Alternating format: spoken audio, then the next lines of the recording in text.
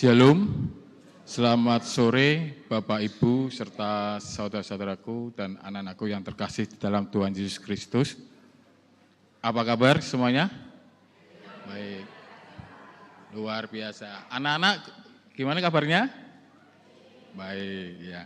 Kembali kita akan mengikuti ibadah pada sore hari ini, ibadah Kamis Putih yang akan dilayankan oleh Bapak Pendeta Dwi Argo Mursito. Ibadah pada sore hari ini akan mengambil tema melayani dengan hati.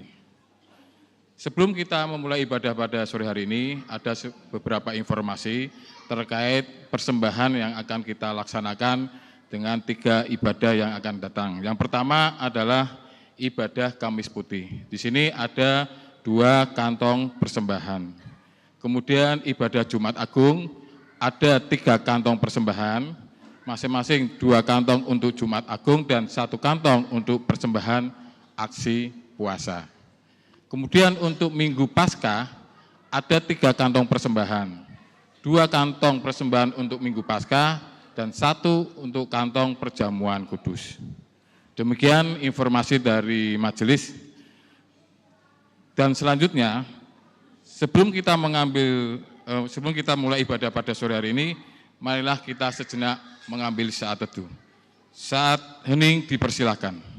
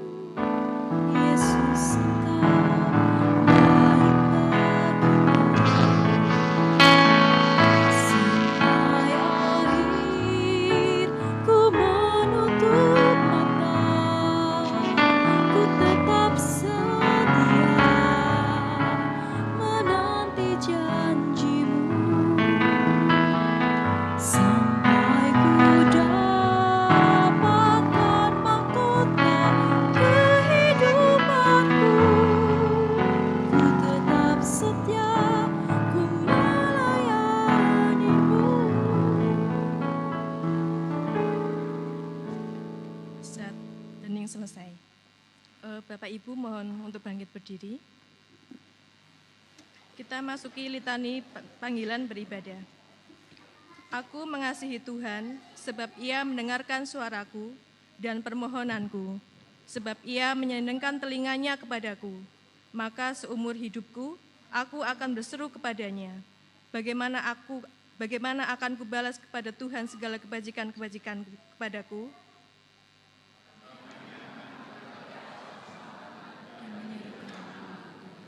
Aku akan membayar nasarku kepada Tuhan di depan seluruh umat-Nya. Sungguh berat bagi Tuhan kematian orang yang dikasihi-Nya. Ya Tuhan, aku ini hamba-Mu, anak hamba-Mu perempuan. Engkau telah membuka ikatan-ikatanku. Aku akan mempersembahkan kurban syukur kepadamu dan akan menyerukan nama Tuhan, akan membayar nasarku kepada Tuhan. Di depan seluruh umat-Nya, di pelayanan nama Tuhan, di tengah-tengahmu, hai Yerusalem. Amin. Mari kita menyanyikan PKJ 14, bait yang pertama, dinyanyikan 2 kali, kunyanyikan kasih setia Tuhan.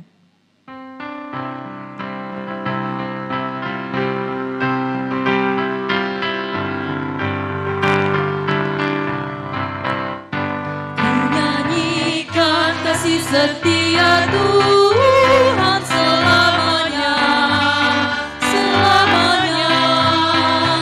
Kunyanyikan kasih setia Tuhan selamanya.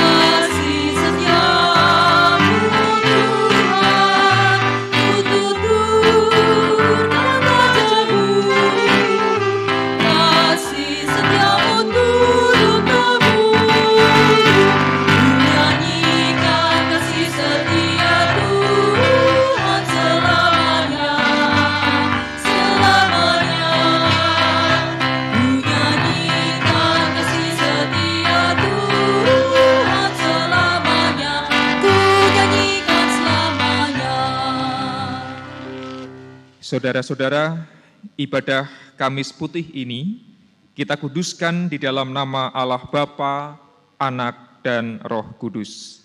Amin.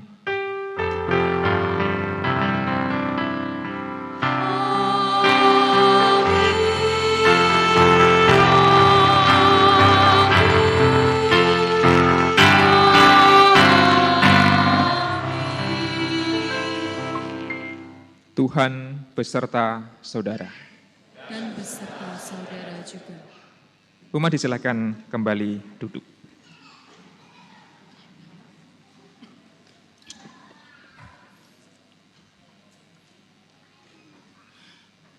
Tidak semua orang tulus melayani, apalagi melayani dalam keadaan tanpa upah. Namun, Kristus sudah membayar dan harganya sudah lunas dibayar. Dalam 1 Korintus 6 ayat 20 dikatakan, sebab kamu telah dibeli dan harganya telah lunas dibayar. Karena itu, muliakanlah Allah dengan tubuhmu. Hari ini kita merayakan Allah yang telah membeli kita dengan darahnya. Apakah kita telah memuliakan Dia dengan hidup dan tubuh kita? Marilah kita mengaku dosa dan kesalahan kita secara pribadi di hadapan Tuhan, karena kita seringkali tidak memuliakan Tuhan dengan tubuh kita melalui kata dan karya. Umat diberikan waktu untuk berdoa secara pribadi. Mari silakan.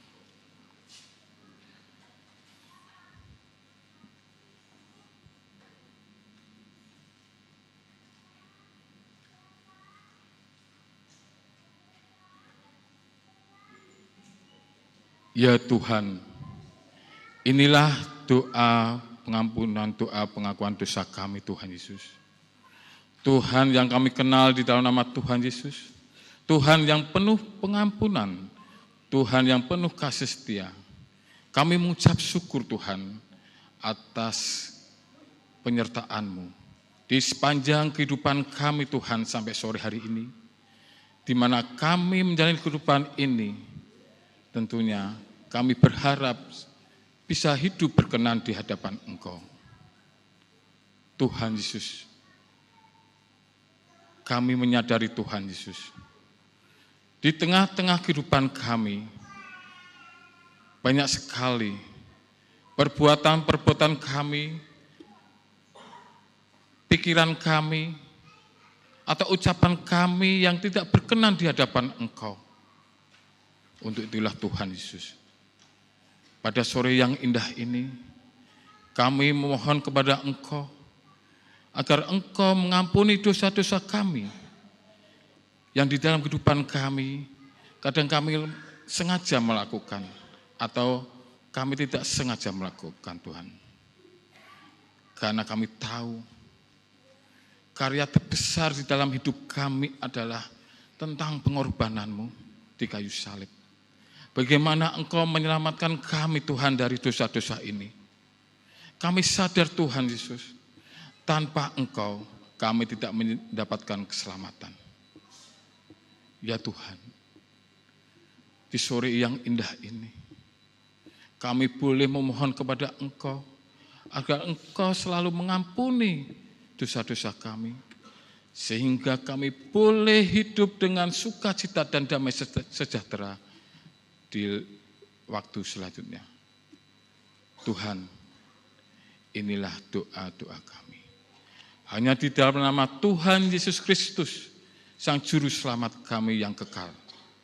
Amin. Jemaat diundang bangkit berdiri. Kita terima berita anugerah dari Tuhan Allah. Karena kasih Kristus yang besar, saudara diampuni. Puji Tuhan.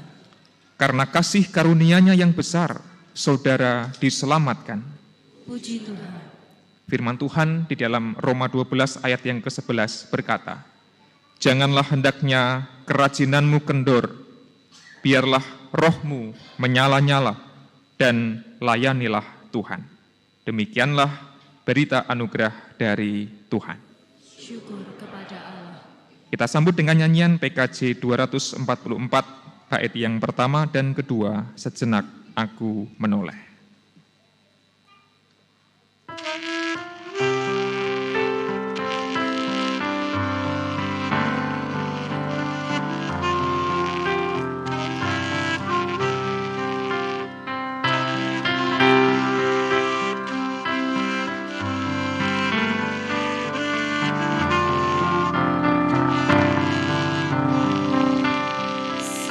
Sejenak aku menoleh pada jalan yang aku tempuh. Kasih Tuhan ku peroleh, membuatku terteguh. Jalan hidup menuliku, kadang-kadang tanpa terang, tapi Tuhan membimbingku hingga aku tercengang. Kasih Tuhan membimbingku dan hatiku pun tenang.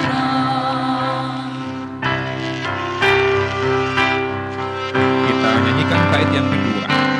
Bukan karena aku baik, dipegangnya tanganku erat.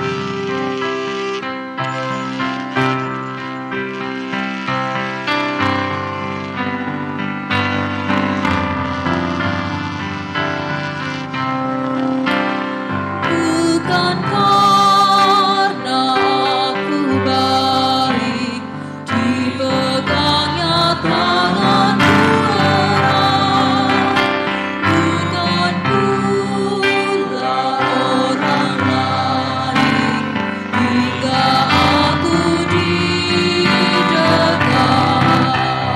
Oh, betapa aku heran, dilimpahkan yang terbaik. Dengan apa ku nyatakan kasih Tuhan yang ajaib.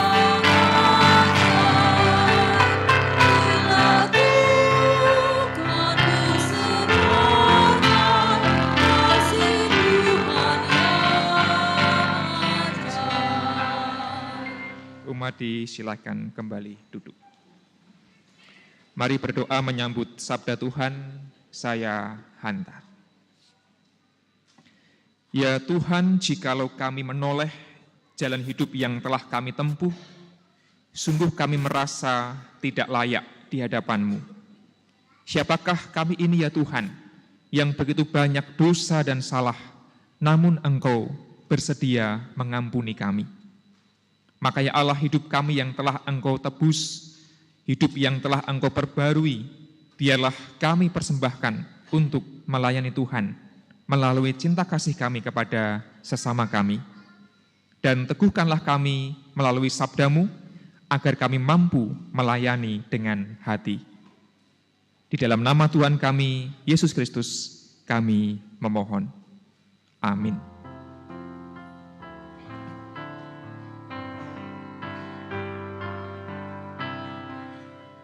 Sabdamu abadi, seluruh langkah kami, yang mengikutinya, hidup sukacita.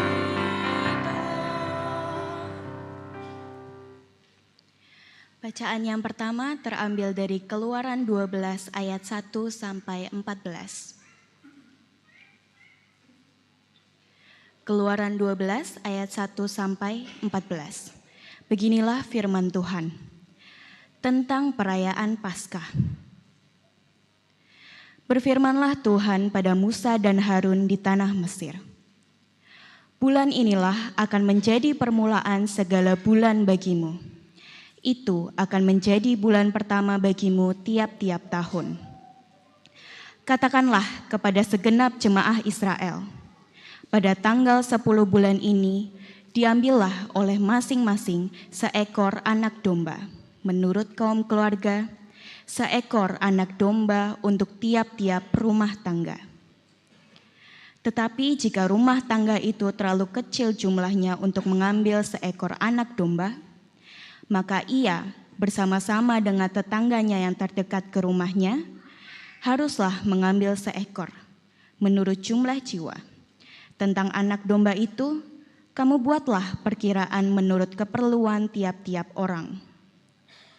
Anak dombamu itu harus jantan, tidak bercela, berumur 1 tahun. Kamu boleh ambil domba atau kambing. Kamu harus mengurungnya sampai hari yang ke-14 bulan ini. Lalu, seluruh jemaah Israel yang berkumpul harus menyembelihnya pada waktu senja.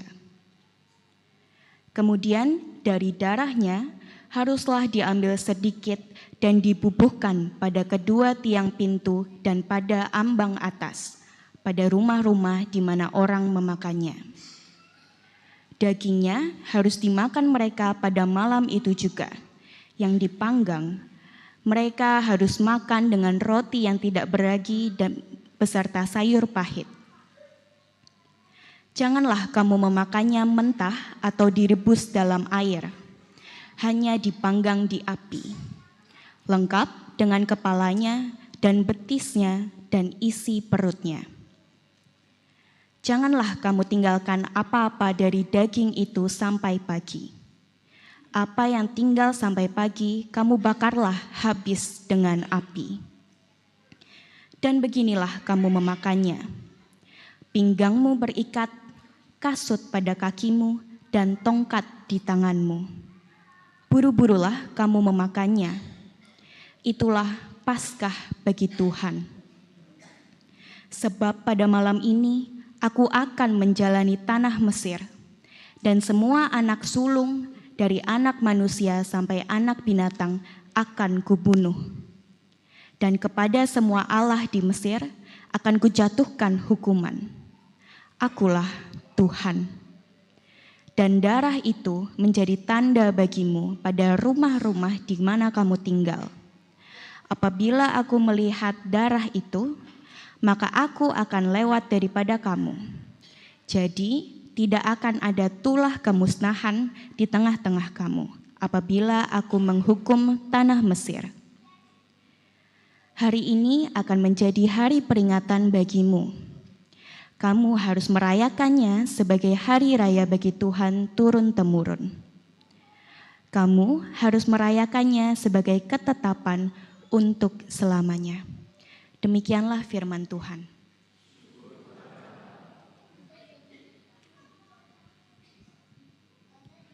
Mazmur tanggapan terambil dari Mazmur 116.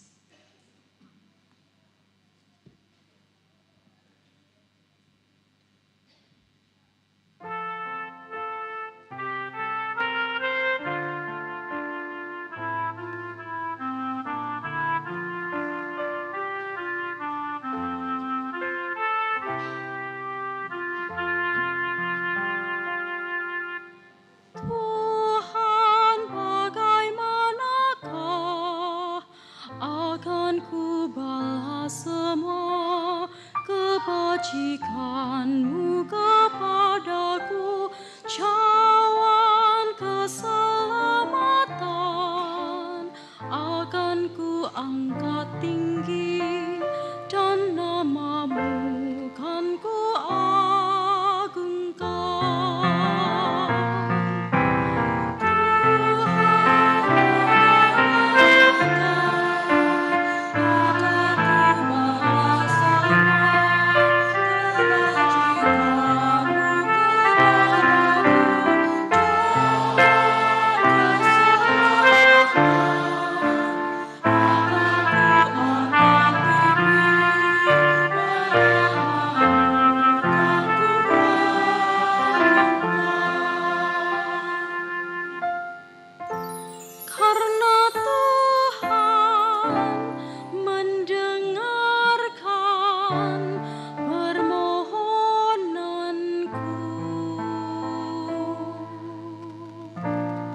serukan nama Tuhan selama hidupku. Tali maut melilitku, sesak hidupku. Ku serukan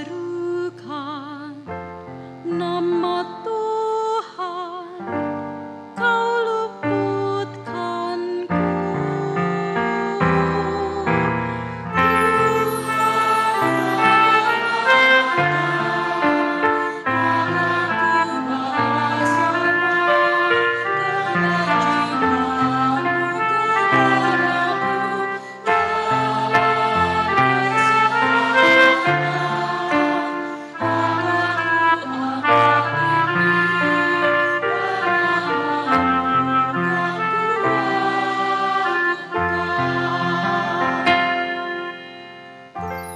Di hadapan umat Tuhan yang menyembahnya, ku berjanji kan membayar semua nazarku. Sesungguhnya berhargalah di mata Tuhan kematian semua orang yang dikasihinya.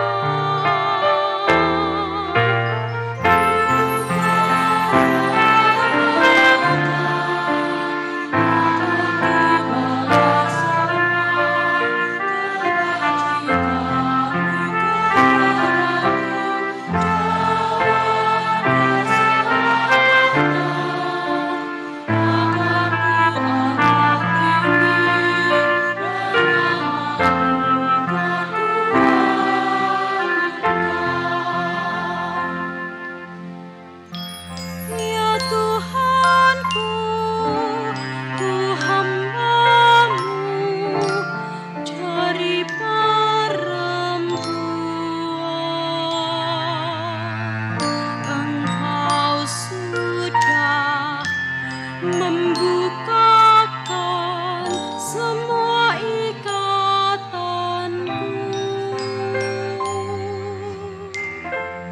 Aku akan persembahkan korban syukurku, dan ku akan menyerukan nama-Mu ya Tuhan. Tuhan akan ku bahasakan kebajikan-Mu kepadaku, jalan keselamatan akan ku angkat tinggi, dan nama-Mu kan ku agungkan.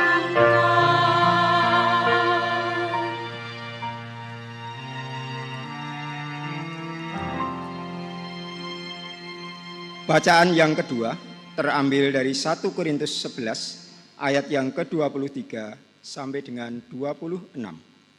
Beginilah firman Tuhan. Sebab apa yang telah kuteruskan kepadamu telah aku terima dari Tuhan, yaitu bahwa Tuhan Yesus pada malam waktu Ia diserahkan mengambil roti, dan sesudah itu Ia mengucap syukur atasnya.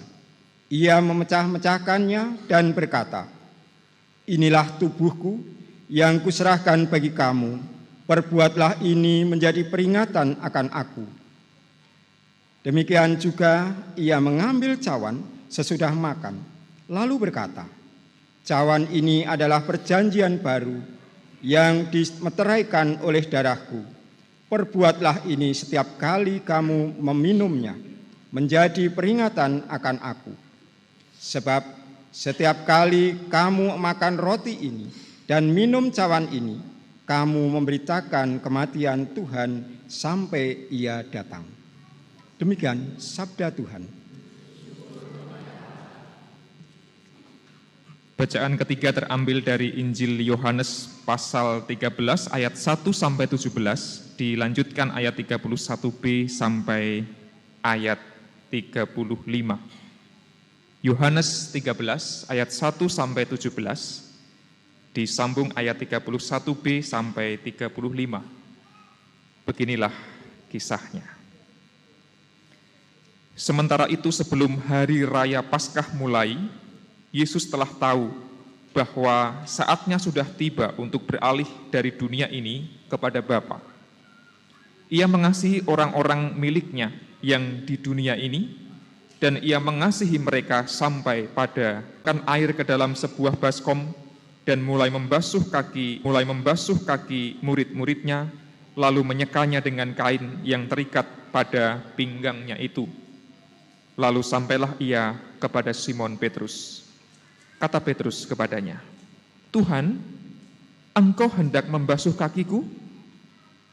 Jawab Yesus kepadanya, "Apa yang kuperbuat engkau tidak tahu sekarang, tetapi engkau akan memahaminya kelak." Kata Petrus kepadanya, "Engkau tidak akan pernah membasuh kakiku sampai selama-lamanya." Jawab Yesus, "Jikalau aku tidak membasuh engkau, engkau tidak mendapat bagian bersama aku." Kata Simon Petrus kepadanya, "Tuhan, jangan hanya kakiku saja, tetapi juga tangan dan kepalaku." Kata Yesus kepadanya, "Siapa yang telah mandi, ia tidak usah membasuh diri lagi selain membasuh kakinya, karena ia sudah bersih seluruhnya. Kamu sudah bersih, tetapi tidak semua." Sebab ia tahu siapa yang akan menyerahkan dia. Karena itu ia berkata, "Tidak semua kamu bersih." Sesudah ia membasuh kaki mereka, ia mengenakan pakaiannya dan kembali ke tempatnya. Ia berkata kepada mereka, "Mengertikah kamu apa yang telah kuperbuat kepadamu? Kamu menyebut aku guru dan Tuhan, dan katamu itu tepat, sebab memang akulah guru dan Tuhan. Jadi jikalau aku, Tuhan dan gurumu, membasuh kakimu, kamu pun wajib saling membasuh kakimu. Sebab aku telah memberikan suatu teladan kepada kamu, supaya kamu juga berbuat sama seperti yang telah kuperbuat kepadamu. Sesungguhnya aku berkata kepadamu, seorang hamba tidaklah lebih tinggi daripada tuannya, ataupun seorang utusan daripada orang yang mengutusnya. Jikalau kamu tahu semua ini, berbahagialah kamu jika kamu melakukannya." Ayat 31b. Sekarang anak manusia dimuliakan dan Allah dimuliakan di dalam dia. Jikalau Allah dimuliakan di dalam dia, Allah akan memuliakan dia juga di dalam dirinya dan akan memuliakan dia dengan segera. Hai anak-anakku, hanya sebentar lagi aku ada bersama kamu. Kamu akan mencari aku, dan seperti yang telah kukatakan kepada orang-orang Yahudi, ke tempat aku pergi, kamu tidak dapat datang. Demikian pula sekarang aku mengatakannya kepada kamu juga. Aku memberikan perintah baru kepada kamu, yaitu supaya kamu saling mengasihi. Sama seperti aku telah mengasihi kamu, demikian pula kamu harus saling mengasihi. Dengan demikian, semua orang akan tahu bahwa kamu adalah murid-muridku, jikalau kamu saling mengasihi. Saudara-saudara, demikianlah Injil Yesus Kristus. Diberkatilah kita yang mendengar dan memelihara sabdanya di dalam hidup kita setiap hari. Hosiana.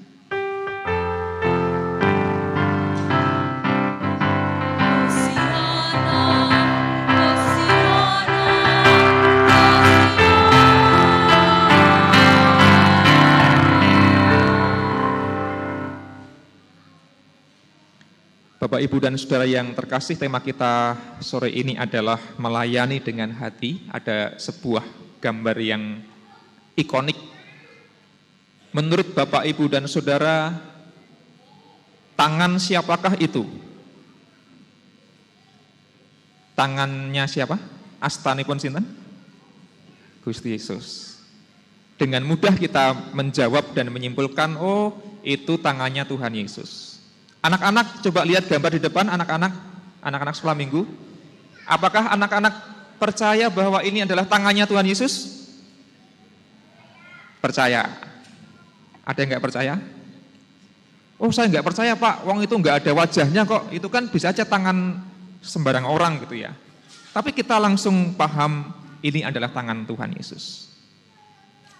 Tetapi yang tidak mudah dijawab adalah, itu kaki siapa kira-kira? Yudas. Kalau di film The Last Supper itu Yudas tidak ikut dibasuh kakinya, sudah nyelingkur dulu gitu. Ada yang mersani film itu ya. Tapi mungkin dalam penafsiran lain Yudas juga ikut dibasuh kakinya. Saya ingin mengajak Bapak, Ibu, Saudara, dan anak-anak untuk membayangkan bahwa kaki itu adalah kaki kita. Kaki itu adalah kaki saya. Kaki itu yang dibasuh oleh Tuhan Yesus adalah kaki kita masing-masing. Coba bayangkan Bapak, Ibu, dalam suasana ikut perjamuan terakhirnya Gusti Yesus, semeja dengan Gusti Yesus, lalu Yesus membasuh kaki panjenengan.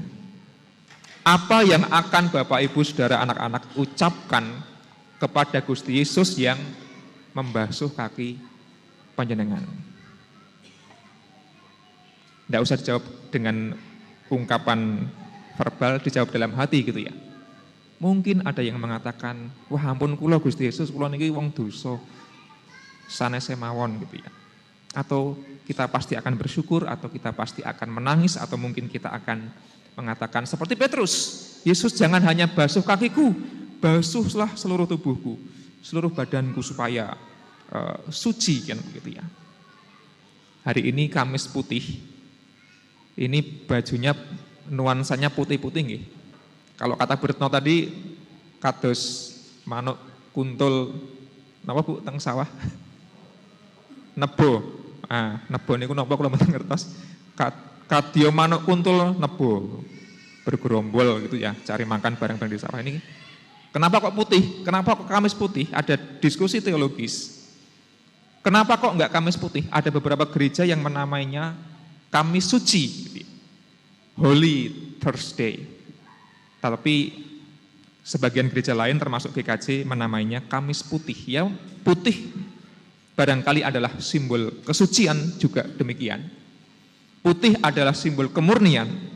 Dan harapannya memang Bapak, Ibu, dan Saudara, di Kamis putih ini kita menghayati, mengingat, bertanya dan berefleksi apakah hatiku, apakah pikiranku masih cukup suci, masih cukup bersih, atau jangan-jangan hatiku, pikiranku, ucapanku, perbuatanku adalah sesuatu yang kotor. Kita diingatkan bahwa sekalipun kita kotor, berlumuran dosa, sekotor apapun, seburuk apapun, sebesar apapun dosa kita, Tuhan Yesus tetap mau membasuh kaki kita. Tuhan Yesus tetap mau membasuh dosa-dosa kita. Itulah mengapa Kamis Putih tidak hanya mengingatkan kita, oh dosaku akeh banget, dosaku gede banget, tapi Tuhan Yesus mau menyucikan hidupku. Maka aku pun belajar menjadi putih, menjadi suci, menjadi murni. Mungkin tentu tidak bisa sesempurna Yesus tentu saja, untuk juga membasuh kaki sesamaku, mengasihi sesamaku, dan melayani sesamaku. Maka ingkang kawastanan tiang Kristen menika kedahipun nggih nulat Gusti Yesus, meneladani Kristus. Harusnya orang Kristen itu dalam hatinya itu selalu ada jiwa pelayanan, jiwa kasih. Entah sehitam, seabu-abu, atau seputih apa, kalau orang Kristen kudune niku nggih nurut Gusti Yesus, oh aku juga mau melayani. Dan kata pelayanan sudah terlanjur sangat sering digunakan, diucapkan, dikhotbahkan, dinyanyikan. Tetapi ada seorang teolog, seorang ahli spiritualitas mengingatkan kita semua, termasuk tentu saja mengingatkan saya, bahwa kita harus hati-hati. Slide berikutnya. Namanya, teolognya adalah Henry Nouwen. Dia mengatakan bahwa ada 3 motivasi pelayanan. Oke, kita sehari-hari menyebut-nyebut kata pelayanan. Nek nang gereja itu ya pelayanan gitu ya. Kalau kita di rumah juga istri melayani suami, suami melayani istri, orang tua melayani anak dan sebagainya. Kita akrab dengan istilah pelayanan, terutama di gereja. Henry Nouwen mengingatkan, seindah apapun pelayanan kita sebagai gereja, sebagai pribadi maupun lembaga, kita perlu mengingat bahwa ada 3 jenis motivasi. Motivasi 1 dan 2 itu tidak terlalu baik, tidak terlalu sempurna. Tetapi kita semua punya gitu ya. Saya juga jelas punya. 1, 2 itu pasti punya, nanti kita lihat. Nah, yang paling sempurna adalah motivasi yang ketiga. Niatku melayani itu apa sih? Yang pertama, pelayanan yang muncul dari kekuatan dan hasrat untuk mengendalikan. Memang namanya pelayanan, tapi diam-diam motivasinya adalah aku ingin berkuasa, aku ingin mengontrol, aku ingin mengendalikan. Karena ada superioritas, aku merasa superior. Kadang-kadang godaan kita begitu. Wah, aku ki pendeta umpamanipun nggih. Pokoknya nek aku melayani ki yo aku sing paling hebat. Jemaat-jemaat ki apa wis ora ngerti gitu ya. Nek aku teko PAK do ngandel kabeh sing tak omongke umpamanipun nggih. Nah, itu pendeta yang melayani karena power, karena pengen mengendalikan gitu ya. Tapi enggak harus pendeta, semua pelayanan termasuk di keluarga, di pekerjaan, kadang-kadang juga mengatasnamakan pelayanan, tetapi janjian itu berangkat dari motivasi perasaan superior. Aku ki wong tuamu loh, aku ki bojomu loh, aku ki bosmu dan sebagainya. Kalau sudah muncul kayak gitu, merasa bahwa dia lebih superior, dia lebih hebat. Next. Tujuannya seolah-olah bagus pelayanan, tapi janjiannya itu ingin fix others gitu ya, ingin memperbaiki orang lain. Dalam arti begini, merasa bahwa saya lebih superior, lebih suci, lebih bersih, orang lain itu lebih dosa, lebih jelek, lebih buruk, arep tak dandani ben dadi apik. Wong kae nek ora tak kandhani mesti urupe elek. Goro-goro aku tak kandhani terus dadi apik. Niatku itu memperbaiki hidup orang lain. Kelihatannya mulia, tetapi itu menurut Nouwen motivasi yang keliru atau motivasi yang kurang tepat. Karena ada unsur aku superior, orang yang kulayani adalah inferior, lebih rendah, lebih remeh. Next. Orang yang melayani dengan motivasi power and control ini punya perasaan aku ini penting. Kalau enggak ada aku enggak bisa jalan nih ibadah. Kalau enggak ada aku enggak bisa jalan nih gereja. Kalau enggak ada aku sudah enggak bisa berhasil nih proyeknya. Kalau enggak ada aku keluargaku ini sudah berantakan. Semua ini bisa oke, bisa baik karena ada aku. Nah, itu melayani sih, melayani, tetapi motivasinya power dan kontrol. Sekali lagi, kita masing-masing mungkin punya, saya termasuk yang tentu saja punya dan tergoda untuk melayani dengan kekuatan, dengan kontrol, dengan mendominasi. Tetapi semoga kita bisa mengurangi poin yang pertama ini, termasuk dalam kehidupan dimanapun kita berada. Yang kedua, next.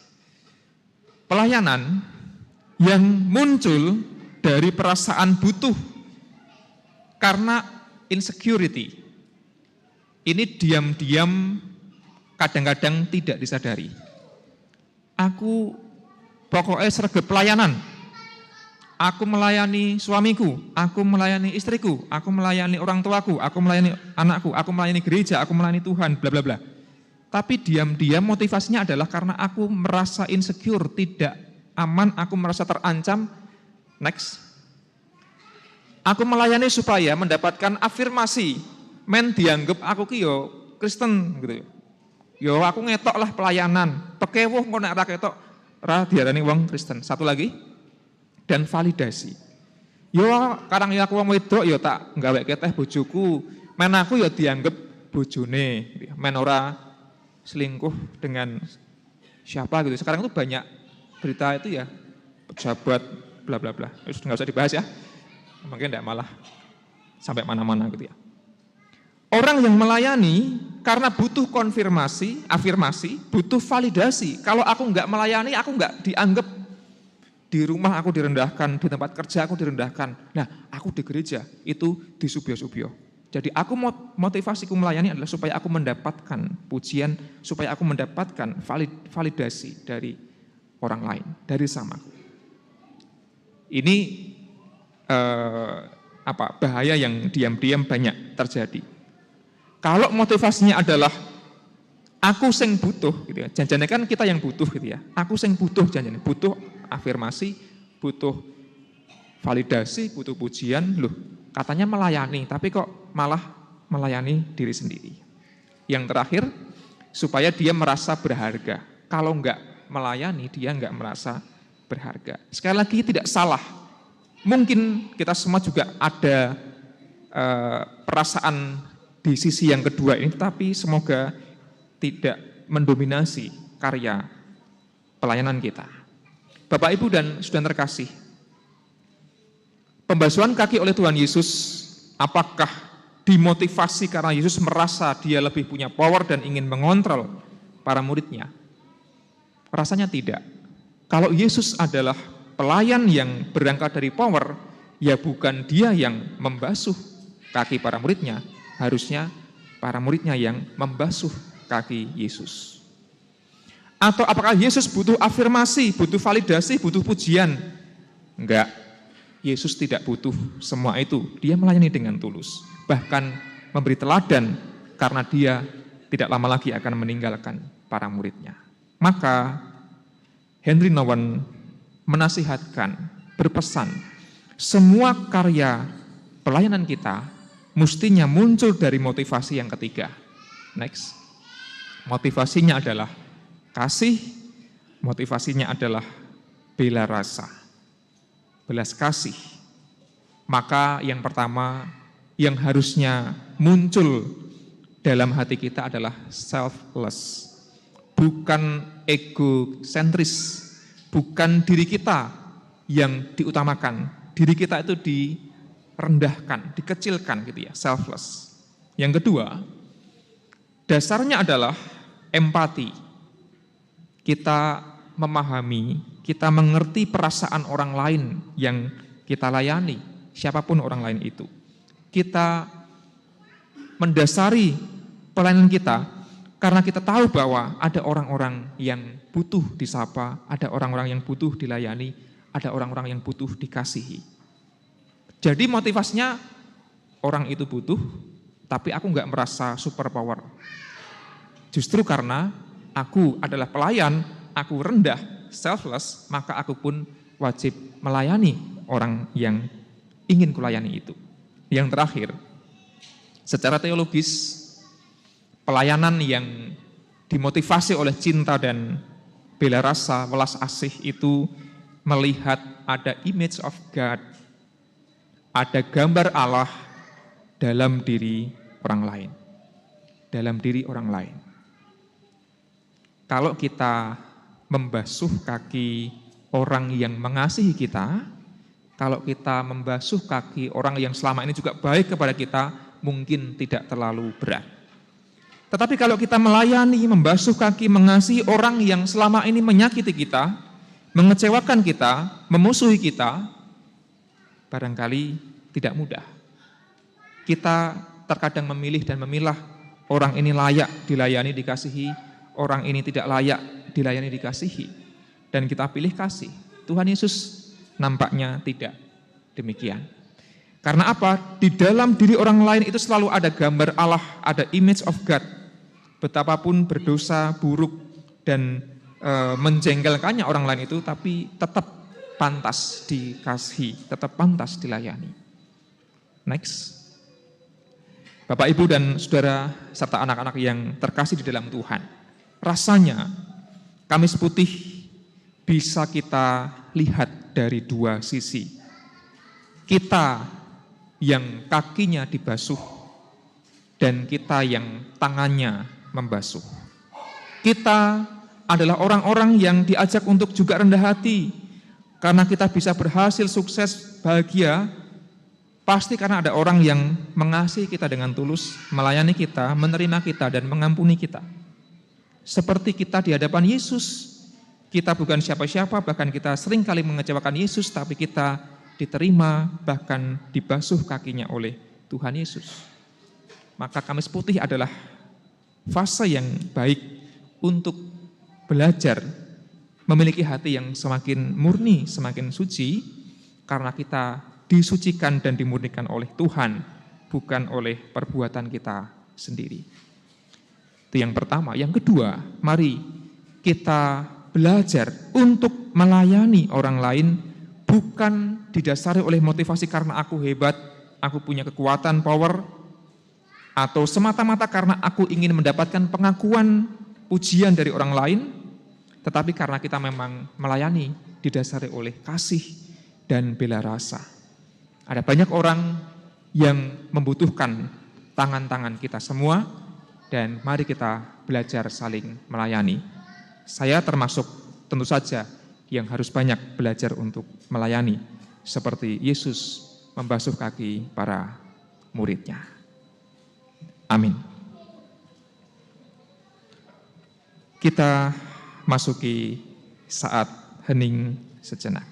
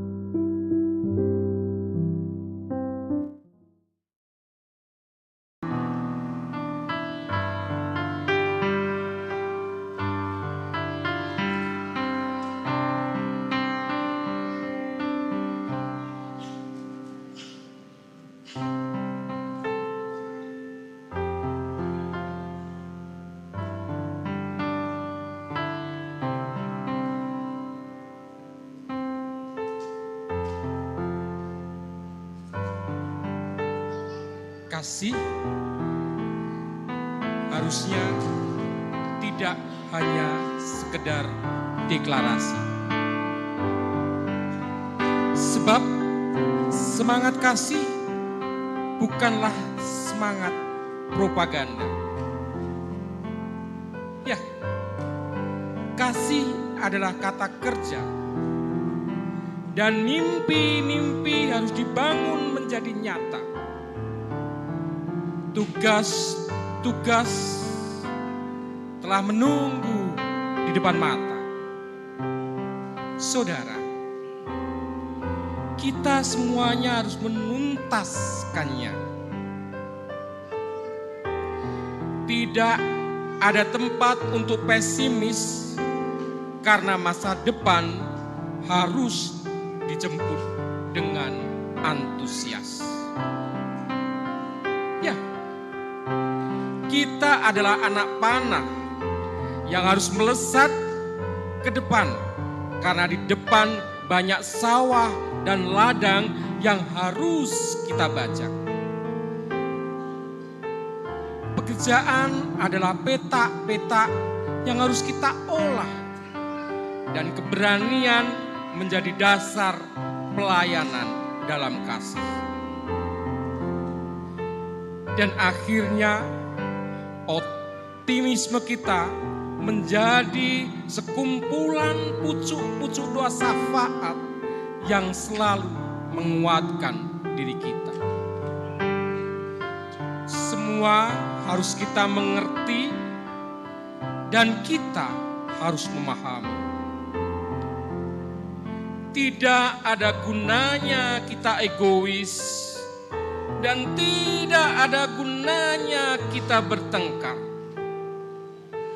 Ingatlah saudara,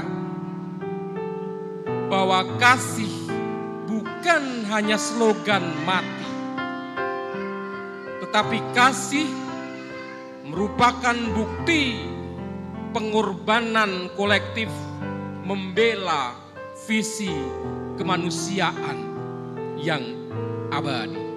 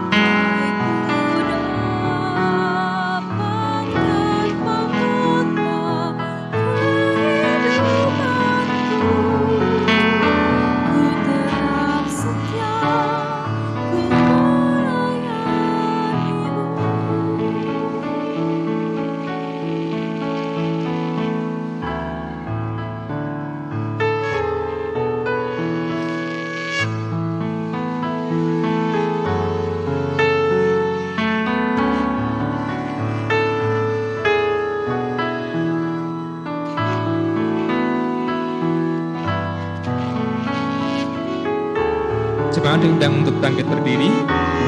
Kita nyanyikan lagu Ku Tetap Setia.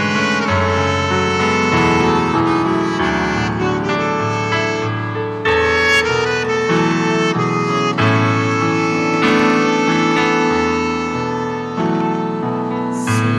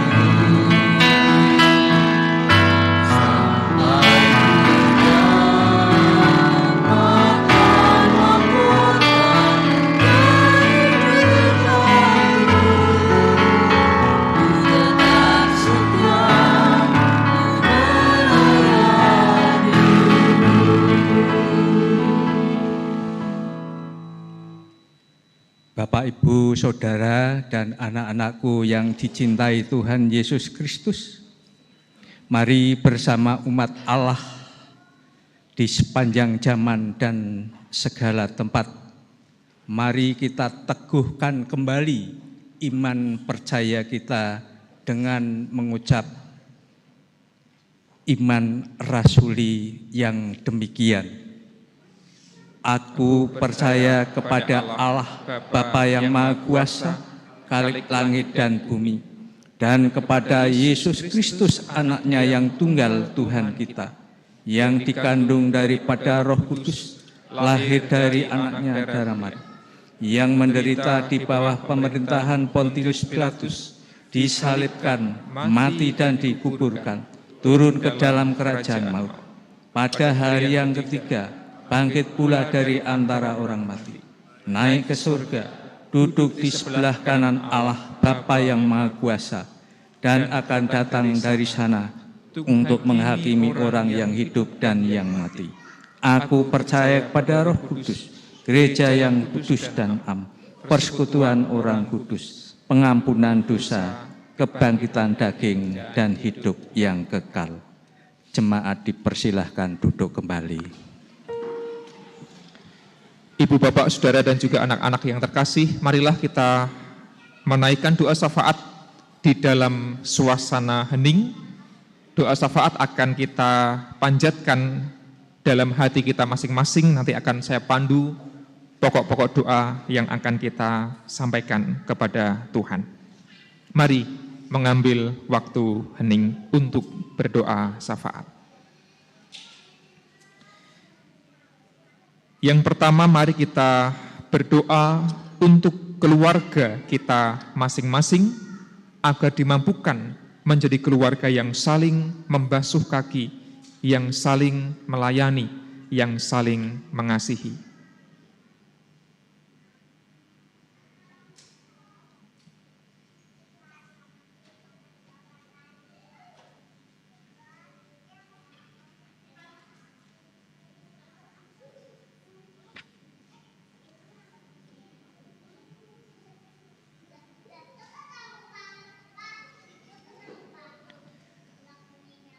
Berikutnya marilah kita berdoa untuk gereja kita tercinta, agar dimampukan seluruh warga gereja terlibat dalam pelayanan, melayani dengan tulus.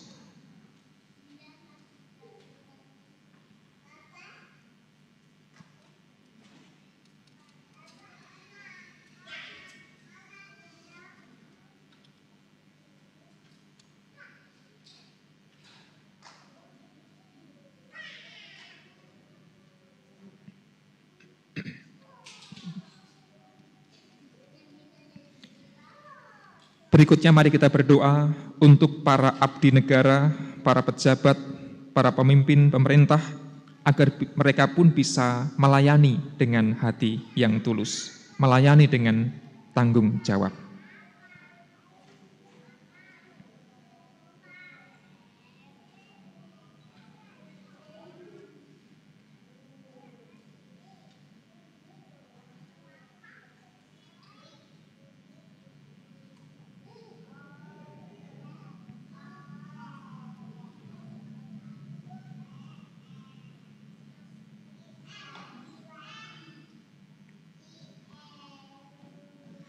Dan yang terakhir, marilah kita berdoa untuk orang-orang yang lemah, orang-orang yang paling membutuhkan, mereka yang sakit, mereka yang sepuh, mereka yang bergumul dengan luar biasa. Ingatlah orang-orang yang paling lemah di antara kita, dan mari kita doakan mereka.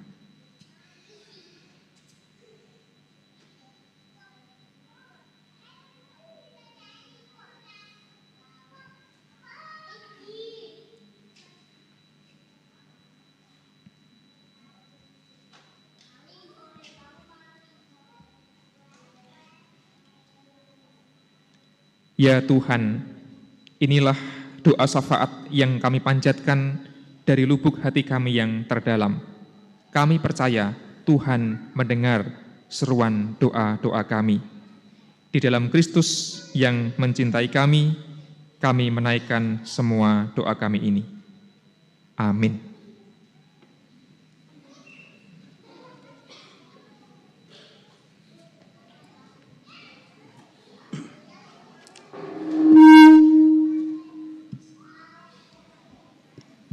Bapak, Ibu, serta saudaraku yang dikasihi oleh Tuhan Yesus Kristus, mari kita pada saat ini mengucapkan terima kasih dan syukur kita kepada Tuhan. Kita akan memberikan persembahan kepada Tuhan. Dan sebelumnya, sebelum kita memberikan persembahan, ada satu ayat yang untuk mendasari kita memberikan persembahan, yaitu dari Mazmur 54 ayat yang ke-8. Yang demikian firman Tuhan, dengan rela hati aku akan mempersembahkan korban kepadamu, bersyukur sebab namamu baik ya Tuhan.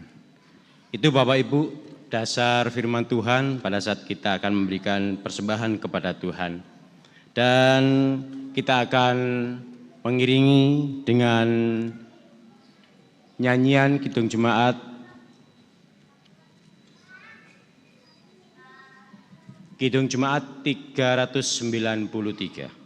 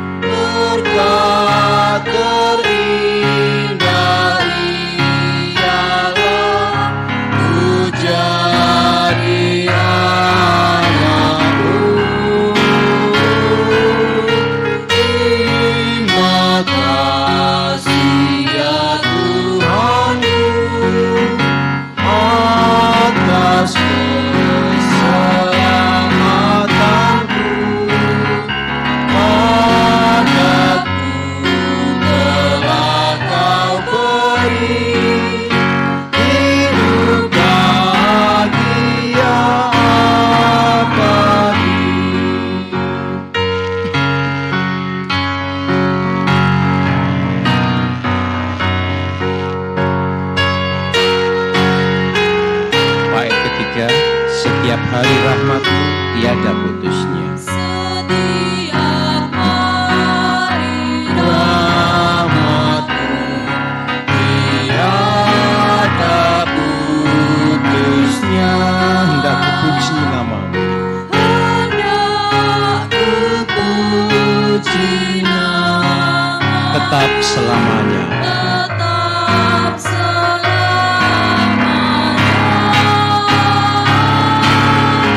Terima kasih ya Tuhanku atas keselamatanmu. Padaku telah Kau beri hidup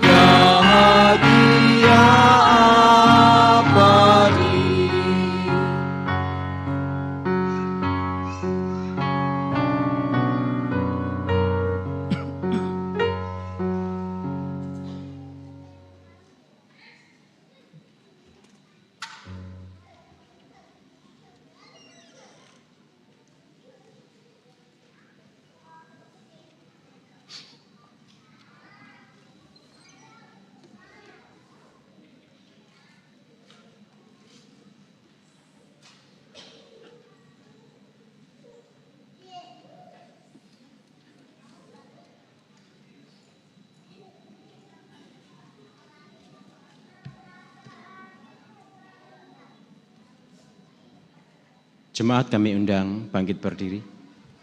Mari kita bersama-sama menyerahkan persembahan kepada Tuhan di dalam doa. Kami sungguh bersyukur Tuhan pada saat ini atas berkat-berkat yang telah Engkau limpahkan dalam kehidupan kami sehari-hari. Terlebih berkat jasmani yang boleh kami terima dalam kehidupan kami sehari-hari melalui pekerjaan kami masing-masing. Sehingga pada saat ini Tuhan, kami memberikan persembahan ini kepadamu. Kiranya persembahan yang kami berikan pada saat ini, Tuhan terima dengan penuh kasih. Biarlah persembahan ini dapat bermanfaat untuk pelayanan di GKJ Pekalongan. Kami juga berdoa untuk saudara kami yang mengelola persembahan ini. Kiranya juga Tuhan berikan kemampuan dan hikmat Tuhan. Berikan kebijaksanaan dalam mengelola persembahan ini, sehingga persembahan ini dapat bermanfaat. Ya Tuhan, pada saat ini juga kami mengucapkan terima kasih. Engkau telah menyertai ibadah kami pada saat ini, dari awal sampai dengan akhir ini bisa berjalan dengan lancar. Dan kalau sebentar lagi ya Tuhan, kami akan meninggalkan ruangan ini, pulang ke rumah kami masing-masing. Kiranya Engkau akan menyertai kami seperti Engkau telah menyertai pada saat kami menuju tempat ini. Begitu pula Engkau akan menyertai perjalanan kami sehingga kami boleh sampai di tempat kami dengan penuh damai sejahtera. Dan apabila di dalam kami melaksanakan ibadah sore hari ini banyak dosa dan salah, kiranya Engkau akan mengampuni dosa dan salah kami. Dan pada akhirnya Tuhan, kami serahkan seluruh doa ini kepadamu yang telah mengajarkan kami doa Bapa kami.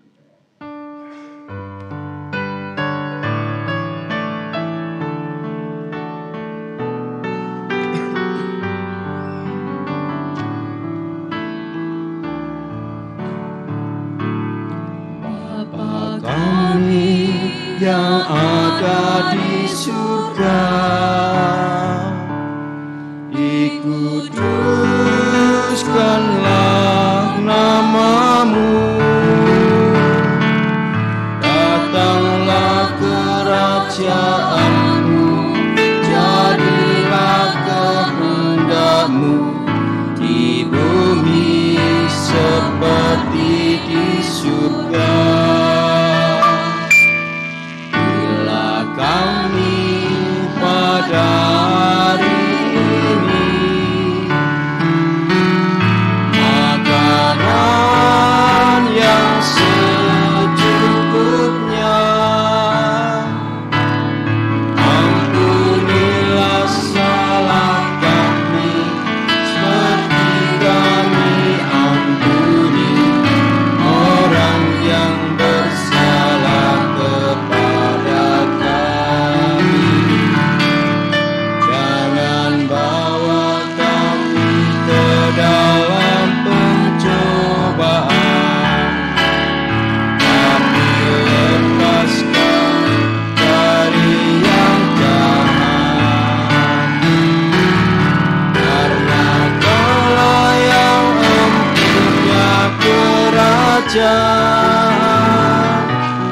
dan kuasa dan kemuliaan sampai selama-lamanya. Amin.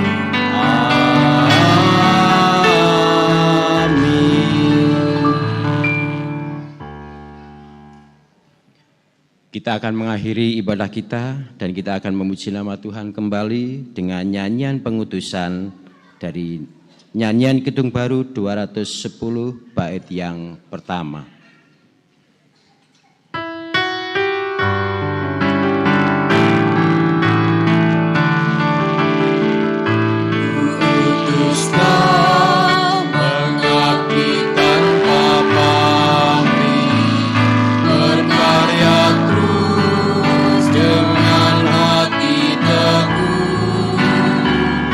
Meski dihina dan menanggungku